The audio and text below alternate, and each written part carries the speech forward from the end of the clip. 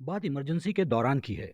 संजय गांधी अपने खास सिपहसालार बंसी लाल के साथ बॉम्बे में नौसेना के एक समारोह में शामिल होने के लिए पहुंचे। बंसी लाल उस वक्त देश के रक्षा मंत्री थे।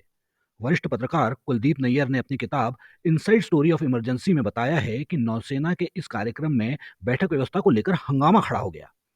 दरअसल समारोह के हेड टेबल यानी सबसे अहम टेबल पर महामहिम राष्ट्रपति और उनकी धर्मपत्नी, राज्यपाल और उनकी धर्मपत्नी, रक्षा मंत्री और उनकी धर्मपत्नी और दो फ्लैग ऑफिसर्स को बैठाया जाना था। चूंकि संजय गांधी किसी संवैधानिक पद पर नहीं थे, इसलिए उन्हें मंच से नीचे नौसेना के उच्च अधिकारियों के साथ जगह दी गई थी।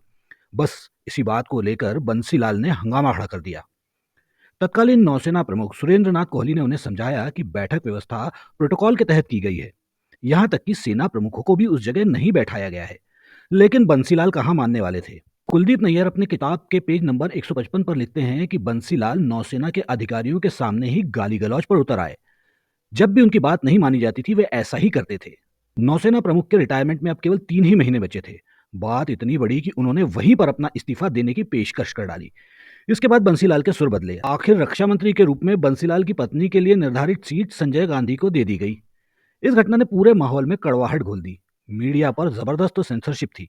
इसलिए यह घटना भले ही प्रमुखता से न छापी गई हो, लेकिन फिर भी देश भर में इसकी चर्चा हुई। इमरजेंसी की तलवार सिर पर लटके होने की वजह से दबे हुए स्वर में ही सही इसके खिलाफ आवाजें उठ रही थी। आप क्या सोचते हैं इस किस्से के बारे में? क्या वर्तमान में ऐसा होना मुमकिन है? कमेंट करके अपनी राय जरूर बताएं।